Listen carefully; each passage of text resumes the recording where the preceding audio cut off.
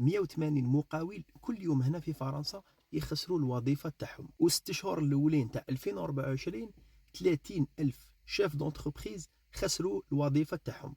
كاين ارتفاع بنسبه 20% مقارنه بالسنه الفائته 2023 السيمستر الاول. وفي 2023 57729 الف اونتربريز حطت البيلون تاعها ولا خسرت دراهمها ولا خرجت من لاكتيفيتي كومبليتمون.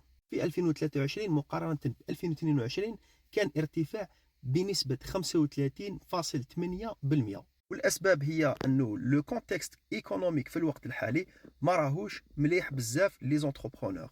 كاين سبب ثاني انه كاين لانفلاسيون، لي طو دانتيري تاع لي بنك، لانه لازم تعرفوا بلي العقار حبط هنا في فرنسا في الوقت الحالي وعنده اثر كبير على الاقتصاد الفرنسي. كاين ثاني سبب انه كاين بزاف لي ميكرو انتربرونور، كاين 667 الف ميكرو انتربرونور هنا في فرنسا بنسبه 63% لي زونتربرونور كامل اللي كاينين في فرنسا. بالك كاين اسباب واحده اخرى، نتوما قولوا لنا واش رايكم. في الامان.